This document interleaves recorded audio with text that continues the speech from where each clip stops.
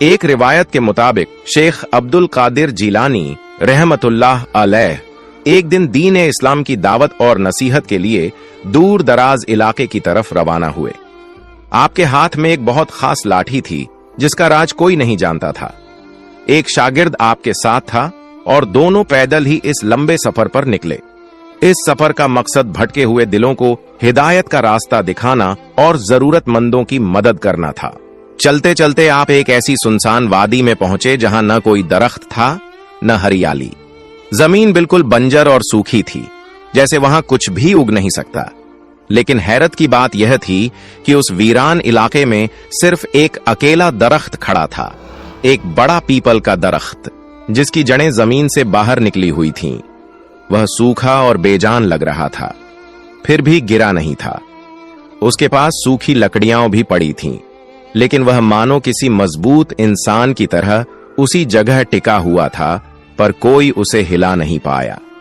अचानक आपका एक शागिर्द बोला, हुजूर, इतना सूखा हुआ यह दरख्त है कि यहां कोई परिंदा भी आकर नहीं बैठता, मगर यह कौन लोग हैं जो इसके आसपास खड़े हैं? आपने देखा तो सचमुच वहां उसके चारों ओर कुछ हिंदू लोग दायरा बनाए खड़े थे। वे कह रहे थे, हे हमारे देवता, तूने हमेशा हमें खिलाया है, हमें खाना पानी दिया है। यह पूरी जमीन पहले हरी भरी थी, पर जब से तू नाराज हुआ है तब से सब उजड़ गया है। फिर एक पंडित ने कहा, चलो भाइयों, सिर झुकाओ, सजदा करो, ताकि हमारा देवता हमसे राजी हो जाए। यह सुनकर आपके शागिर्द से बर्दाश्त न हुआ। उन्होंने कहा, सरकार, ये लोग इस दरख्त को देवता कहकर इसके आगे सजदा क्यों कर रहे हैं? ये तो दिखने में हमारे जैसे हैं, मगर दुआ मांगने का तरीका मुसलमानों जैसा नहीं है। गौस से पाक रहमतुल्लाह अलैह ने फरमाया, ये हिंदू लोग हैं, आओ देखते हैं मामला क्या है। उसके बाद आप आगे बढ़े और उस पंडित से, जो सबसे बड़ा आदमी लग रहा था और जिसने सबको पीड़ के आगे सजदा करने को कहा था, सवाल किया, आप लोग कौन हैं और इस दरख्त से ऐसा क्यों कह रहे हैं? पंडित ने ऊपर से नीचे तक आपको देखा तो पहले तो डर से 3-4 कदम पीछे हट गया। जाहिर है ऐसी शख्सियत उसने पहले कभी नहीं देखी थी। चौड़ा सीना, ताकत से भरपूर, मर्दानगी का जीता जागता पैकर, रोशन पेशानी, बेहद खूबसूरत कपड़े। जब आप मुस्कुराकर सवाल करने लगे तो आपकी हसीन मुस्कान देखकर उसके दिल में और भी डर बैठ गया। अपने 80 साल के इल्म से वह समझ गया कि सामने खड़ी हुई हस्ती कोई मामूली नहीं है, बल्कि बहुत पहुंचे हुए बुजुर्ग हैं। लेकिन झुकने वाला तो वह भी नहीं था। अब खुद पर काबू पाकर फिर कदम संभाल कर कहने लगा, हम इस दरख्त के मानने वाले हैं, हम इसे अपना देवता मानते हैं। यह बहुत ताकतवर शक्ति है। कई साल पहले यह बहुत ही हरा भरा हुआ करता था, और सबसे बड़ी बात यह थी कि इस पेड़ से जो भी मांगो वह हमें मिलता था। ये आसपास का इलाका जो देख रहे हो, लगता है ना कि यहाँ कोई जिंदगी नहीं है।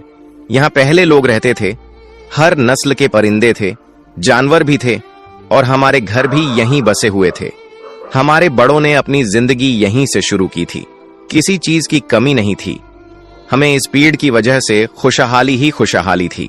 लेकिन एक बार ऐसा हुआ कि यहाँ पर अजाब आ गया। एक काली आंधी चली जिसने सब कुछ उजाड़ कर रख दिया। हम सब बिखर गए। लेकिन जो सबसे बड़ी आफत हम पर आने वाली थी वह यह कि हमारा यह देवता हमसे नाराज हो गया। ये सारी जगह सूख गई, वीरान हो गई, बंजर हो गई। हमारे देवता ने अपने पत्ते झाड़ना शुरू कर दिए। मेरे बाप दादा ने मुझे बताया था कि अगर दरख्त अपने पत्ते झाड़ना शुरू कर दे तो इसका मतलब यह है कि वह हमसे गुस्सा है, और यह तो हमारा खुदा है। फिर तो हमसे खफा ही हो गया। हम तभी तो इसे मना रहे हैं, लेकिन यह हमारी एक भी नहीं सुनता है। फिर गौस से पाक रहमतुल्लाह अलैह के एक शागिर्द ने पूछा, तो तुम्हारे लोग अब कहां गए? वह पंडित बोला, यहां पर पानी की कमी हो गई थी, जानवर भी मर रहे थे, इसीलिए हमारे लोग यहां से जा चुके हैं। हम किसी और बस्ती में रहते हैं, वहां पर एक नदी थी जहां के पानी को पीकर हमारा गुजारा होता था, लेकिन अब वह नदी भी सूख गई है। बड़ी मुश्किलों से हम तपती गर्मी में गर्म रेत पर चलकर एक अनजान इलाके में जाकर पानी भरकर लाते थे, पर अब हमारे लोग थक गए हैं। बच्चे बीमार हो गए हैं, जानवर चारा न मिलने की वजह से दूध भी नहीं देते और बेजान हो रहे हैं, भूख से मर रहे हैं। हमारे बड़े इस दरख्त को मुकद्दस और बरकती मानते हैं। हमारे लोग इससे बेशुमार फायदे उठाते रहे हैं। आपने उसकी बात काटी और कहा, फिर तुम्हें क्या लगता है यह मुकद्दस बरकती पीड़ तुम्हारे लिए क्या कुछ कर सकता है? उसने कहा, क्या कुछ नहीं कर सकता। यह हमें बहुत कुछ ऐसा देता था जो सिर्फ एक देवता ही देता है। इसलिए तब से हमने जान लिया है कि यही हमें जिंदगी देने वाला दरख्त है, जिंदगी की खुशियां देने वाला दरख्त है, हमारे दुखों को मिटाने वाला दरख्त है, हमारी सब दुआएं सुनने वाला दरख्त है। इसलिए तो हम इससे मदद मांग रहे हैं और इसे मना रहे हैं, शायद ये हम पर रहम कर दे। फिर गौ से पाक रहमतुल्लाह अलैह ने उसकी लंबी गुफ्तगू सुनी और उसके पास आकर कहा, यह पीड़ जिसके आगे तुम सर झुका रहे हो, यह तुम्हें कुछ नहीं दे रहा है। अरे यह तो खुद मखलूक है, मतलब इसे भी बनाने वाला कोई है, इसका भी खालिक है। यह तुम्हें जिंदगी कैसे दे सकता है? सोचो क्या ऐसा है? वह पंडित चीख पड़ा और गुस्से से बोला, यह कैसी बातें कर रहे हैं आप? यह हमारा खुदा है। यह वह दरख्त है जो हम लोगों को बीमारी से निजात देकर शिफा देता है। इसके अंदर से निकलने वाला पानी अमृत है और आप कहते हैं यह कुछ नहीं कर सकता। अब तो वह पंडित जिद पर उतर आया था। उसने यह भी नहीं सोचा कि आप कौन हैं। वह बोला, एक तो आप हमारी पूजा के बीच आकर हमारे काम में रुकावट डालते हैं, ऊपर से कहते हैं कि यह मुकद्दस पीड़ हमारा कोई भला नहीं कर सकता। यानी जिसने हम पर इतना बड़ा एहसान किया है, उस मुहसिन को हम भूल जाएं। मैं 80 साल का हो गया हूं, लेकिन मुझसे जो बड़े मेरे बुजुर्ग थे, उन्होंने भी इसे माना है। पहले यह हरा भरा था, खुला खुला था, और आज जबकि यह सूख रहा है, तो मैं इसे अपना खुदा न मानूं? इसकी हिफाजत करना और इसका ख्याल रखना हमारा फर्ज है। आपने फरमाया, ये तो सूख रहा है, ये तो खत्म हो रहा है, और तुम इसकी हिफाजत कर रहे हो। तुम इसे पानी देकर फिर से जान दे रहे हो, तो फिर यह तुम्हारा खुदा कैसे हो सकता है? जरा अपना दिमाग चलाओ। जिसने तुम्हें जान दी है, वही तुम्हारी हिफाजत करता है, वही तुम्हें बनाता है, वही तुम्हें संवारता है। तुम बिगड़ते हो तो वही तुम्हें ठीक करता है, और वह कभी खत्म नहीं हो सकता। याद रखो, खत्म होने वाली चीज कभी भी खुदा नहीं हो सकती। इसलिए तुम उससे मांगो जो सब कुछ देने वाला है, जो हमेशा है और हमेशा रहेगा, जो शुरू से है और आखिर तक रहेगा। वह पंडित कहने लगा, वह कौन है और आप किसकी बात कर रहे हैं? वह जो हमें देने वाला है, जो खत्म नहीं हो सकता। जब से होश संभाला है, यही देखा है कि यही दरख्त हमें पालता है, जो हमें पालता है। शहनशाह ए बगदाद रहमतुल्लाह अलैह ने पंडित से फरमाया, सिर्फ अल्लाह से मांगो। वह न सोता है न थकता है और उसका कोई हमसर नहीं। पंडित अपनी जिद पर कायम रहा। आपने कहा, किसी को बुला लो जो इस दरख्त से बात करे। पंडित बोला, ये मेरी नहीं सुनता तो और कौन सुनेगा? आपने जवाब दिया, मुझे बात करने दो। लोग राजी हो गए और वादा किया कि अगर दरख्त ने आपकी बात मानी तो वे भी आपका कहां मानेंगे। आप मुस्कुराए और कहा, पहले मैं नमाज पढ़ लूं। सब हैरान थे। आपने सबके सामने नमाज अदा की और अल्लाह से दुआ की, या रब दो आलम, तेरा वजूद हर जगह है। तू ही हर पेड़ को उगाने वाला, फल देने वाला और पानी जारी करने वाला है। दीन की हयात के लिए हमारे इस सफर को कबूल फरमा। मैं तुझसे दुआ करता हूं उस इस्लाम के लिए जिसे तेरे महबूब सल्लल्लाहु अलैहि वसल्लम ने संभाला और अपने मजबूत कंधों पर उठाया। या अल्लाह, इस्लाम को हमेशा ऊंचा रखना। या रब दो आलम, लोगों को शिर्क से बचा लेना। ये लोग इस दरख्त से मांग रहे हैं जो खुद तुझसे मांगता है, जो तेरी बनाई हुई मखलूक है, लेकिन इन्होंने इसे जन्म देने वाला बना लिया है। तू सबको जिंदगी देता है और ये पेड़ हमें फायदा पहुंचाता है। हर चीज को तूने इंसान के फायदे के लिए बनाया है, लेकिन ये लोग ये बात जानते ही नहीं, न समझते हैं। या अल्लाह, इनको दीन की तरफ चलने वाला बना दे। इन लोगों को बता दे कि तू ही रब्बे रहमान है, तू ही हमारा खुदा है और हमें सिर्फ तेरी ही इबादत करनी है। हम सबको अपने आगे झुकने वाला बना दे और तेरे सिवा हम किसी के आगे सर न झुकाएं। हम तेरे आगे भीख मांगते हैं, रब्बे रहीम अता कर दे।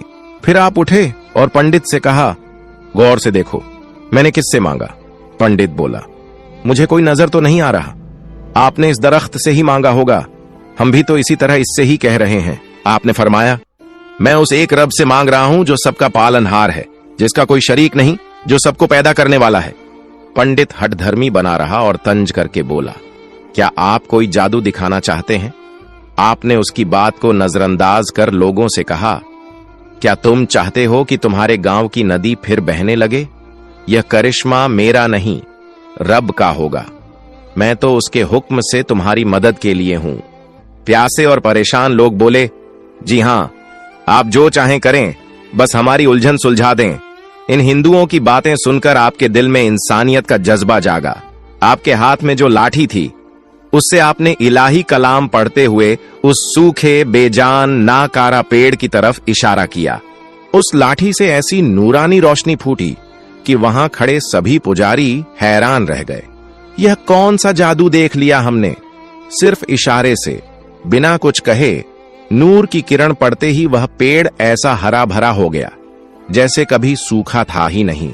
यहीं पर बात खत्म नहीं हुई। देखते ही देखते उस पेड़ के पास की सूखी नदी में भी पानी आ गया।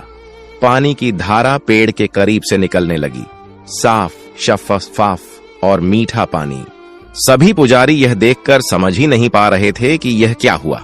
आपने फरमाया, जाओ, अच्छी तरह पानी पियो, बरसों की प्यास बुझाओ। जो बीमार खड़े थे उन्हें शफा मिल गई, जो चल नहीं पा रहे थे वे चलने लगे, जिनके जिस्म पर जख्म थे उनके जख्म भर गए, जो वीरान इलाका कुछ देर पहले सूना पड़ा था वह हरा भरा हो गया, खेती किसानी के खेत उठ खड़े हुए, जो जमीन बरसों से बंजर थी वह कुछ ही मिनटों में घना जंगल बन गई। प्यासे लोग जब मीठा पानी पी चुके तो कहने लगे, हमने कभी इतना मीठा और लजीज पानी नहीं पिया। हमने कभी इस पेड़ के पास से पानी की नदी बहते नहीं देखी। यह कैसा पानी है? कहां से आ रहा है? सैयदना शेख अब्दुल कादिर जीलानी रहमतुल्लाह अलैह ने फरमाया, ए अल्लाह के बंदों, इसकी खोज में मत रहो कि पानी कहां से आ रहा है। बस यह समझ लो कि देने वाला कोई इंसान नहीं है। यह मैंने कोई जादू नहीं किया। यह सब कुछ देने वाली वह पाक जात है जो तुम्हारा और मेरा रब है, जो इस पेड़ का भी रब है। पुजारी बोले, तो आप जो पढ़ रहे थे वह क्या था? आपने कहा, वह इबादत थी, असल इबादत। उसको नमाज कहते हैं। पेड़ों के आगे हाथ जोड़कर पूजा करना, उनको मनाना, ये कोई बड़ी बात नहीं है। बड़ी बात यह है कि उसकी इबादत की जाए जिसने इस पेड़ को बनाया है। फिर आपने विस्तार से उन्हें बताया, अल्लाह कौन है? अल्लाह का कोई शरीक नहीं हो सकता। न इस जहां में न उस जहां में उस जैसा कोई नहीं है। फिर उन पुजारियों ने पूछा, तो आप कौन हैं? यह तो बताइए। आपने जवाब दिया, मैं उसका एक आजाद बंदा हूं जो उसके दीन के काम में लगा हुआ है और दीन इस्लाम को फैला रहा हूं। पुजारी बोले, तो क्या यह सब आपने नहीं किया? आपने कहा, नहीं, हरगिज नहीं। अल्लाह ताला ने मेरे हाथों से यह काम करवाया है, लेकिन असल में हाथ उसी का है। अल्लाह ताला ने मेरी दुआ को सुना है, लेकिन दुआ को सुनने वाला तो वही है। तुम लोग अगर उसकी हकीकत को जान जाओ तो सजदे से सिर नहीं उठाओगे। तुम्हें अपने रब के सिवा कोई दिखाई नहीं देगा। हर ऐब से, हर कमी से पाक है। सभी लोग दांतों तले उंगलियां दबाए अब भी यह देख रहे थे कि सूखे तालाब से पानी की धारा कैसे बह निकली। पूरा इलाका जलथल हो गया। ऐसा तो कभी हमारे किसी पंडित ने न बताया न सुनाया। आपने फरमाया, इस अल्लाह ताला ने अपने हुक्म से यहां पानी भेजा है। अल्लाह ताला जिनसे मोहब्बत करता है, ऐ बंदो सुन लो, उनकी दुआओं को पूरा कर देता है।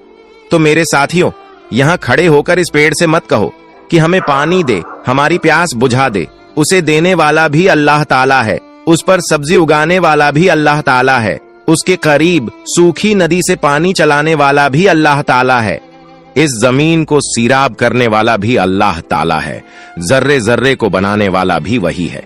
तो तुम इधर उधर मत जाओ, भटकते मत फिरो, उस खालिक की तरफ रुजू करो, उससे मांगो, वह दिलों में है। क्या तुम्हें यह कोई आसान सा कमाल लगता है? और अगर यह जादू भी होता तो कितनी देर चलता? असल में जो रब ए वाहिद है उसका हुक्म कभी टलता ही नहीं। फिर आपने यह मुबारक आयत पढ़ी जिसका तर्जुमा यह है, क्या तुम नहीं देखते कि अल्लाह के सामने सब सजदे में है, आसमानों वाले, जमीनों वाले, सूरज, चांद, सितारे, पहाड़, दरख्त, जानवर और बहुत से इंसान भी, और बहुत से वो भी हैं जिन पर अजाब साबित हो चुका।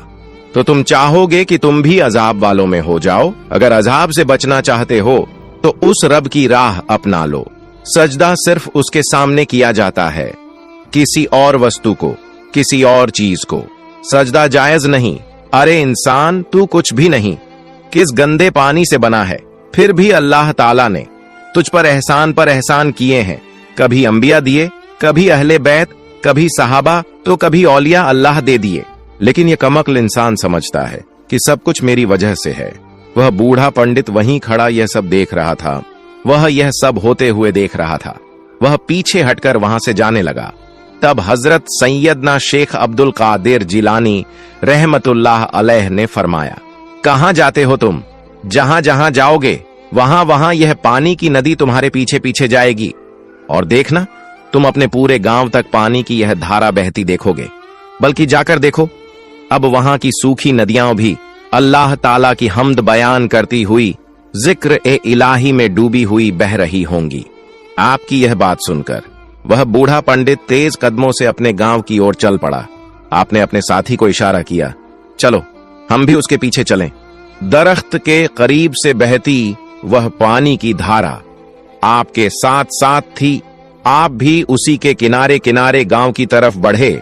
जो लोग पहले ही आप पर ईमान ला चुके थे वो भी साथ हो लिए। गांव पहुंचकर सभी ने खुली आंखों से वह नजारा देखा जिस पर यकीन करना मुश्किल था। जहां कभी सूखी जमीन थी वहां अब पानी की नदी सैलाब की तरह बह रही थी। गांव के रहने वालों को यह पता ही नहीं था कि हजरत शेख अब्दुल कादिर जिलानी रहमतुल्लाह अलैह ने अल्लाह ताला से क्या मांगा है। पर जिन लोगों ने अपनी आंखों से यह करिश्मा देखा वे कहने लगे, हम भी आपके रब को मान गए, हमें कलिमा पढ़ा दीजिए। इससे बेहतर मिसाल हमने आज तक नहीं देखी। हमें ऐसा किसी ने नहीं सिखाया न बताया। हमारे दिल रोशन हो गए, आपने हमें समझ दे दी। अब भी अगर हम अंधे बने रहें तो हमसे बड़ा अकल का और दिल का अंधा कोई नहीं होगा। आपने उन्हें कलिमा पढ़ाया। गांव वाले आपसे मिलकर बेहद खुश हुए। आपने उनसे कहा, पहले सबको पानी पिलाओ। उस नहर का साफ पानी सबने पिया। जो लोग प्यास से बेहाल थे उनकी बरसों की प्यास बुझ गई। उस पानी में अजीब बरकत थी। जो उसे पीता ऐसा लगता कि उसकी सालों की प्यास मिट गई हो। यह पानी जानवरों को भी तंदुरुस्त कर रहा था। वो बकरियां जो दूध नहीं देती थीं और सिर्फ हड्डियों का ढांचा रह गई थीं, अब मोटी ताजी हो गईं और दूध देने लगीं। बच्चे खुशी से गाने लगे। उन्हें कई सालों बाद ऐसी नेमत नसीब हुई थी। फिर हजरत शेख अब्दुल कादिर जिलानी रहमतुल्लाह अलैह ने उनसे कहा, अब जाओ और अपने लोगों को बताओ कि यह सब क्यों हुआ है। वे लोग अपने घरों को लौटे और अपने घर वालों से कहा, ये अल्लाह वाले हैं, दरवेश हैं। इन्हीं की दुआ से आज हमारे दरख्त हरे भरे हो गए। सिर्फ दरख्त ही नहीं बल्कि यह पानी की नहर और सरसब्ज वादियां भी इन्हीं की दुआ का असर है। घर वाले कहने लगे, तो क्या ये कोई बहुत बड़े देवता हैं? क्योंकि ऐसा काम तो कोई देवता ही कर सकता है। उन्होंने जवाब दिया, नहीं, ये अल्लाह के वली हैं, अल्लाह के प्यारे हैं। अल्लाह पाक इनकी दुआ को रद्द नहीं करता। इन्होंने अल्लाह से मांगा और अल्लाह रब्बुल इज्जत ने सब कुछ दे दिया। उन्होंने हमें एक ऐसे मजहब की तालीम दी जिसकी वजह से हम सुधर गए। हम तो समझ रहे थे कि हमारा वह पेड़ ही पवित्र है। हम सब उसी पेड़ को मनाने में लगे थे। असल में तो हम अपने असली रब को नाराज कर रहे थे।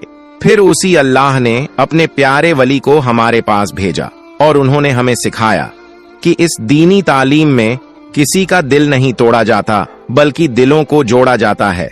इसमें सिर्फ इंसानियत है, इंसानों की भलाई है।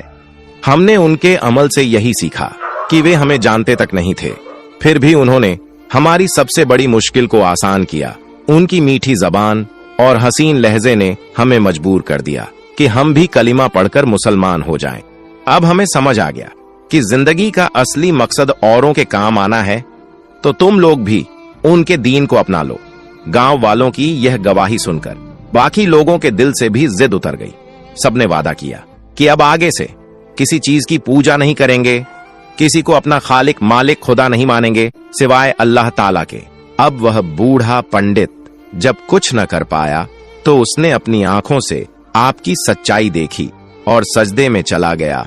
उसने कहा, यह लो, मैंने सजदा कर लिया उस अल्लाह के आगे जिसके आगे आप सजदा करते हैं। बस आप मुझे भी कलिमा पढ़ा दें। फिर शहनशाह ए बगदाद रहमतुल्लाह अलैह ने उसे भी कलिमा पढ़ा दिया और उस गांव से कभी भी वह पानी खत्म नहीं हुआ। सुभान अल्लाह। प्यारे दोस्तों, अगर आपको मेरी वीडियो पसंद आई हो तो मेरी वीडियो को लाइक करें और मेरे चैनल को सब्सक्राइब करें। दोस्तों, ये आपको वाकया कैसा लगा? अच्छा लगा हो तो चैनल को कर दें सब्सक्राइब। मिलते हैं अगले वाकये में। अस्सलामु अलैकुम।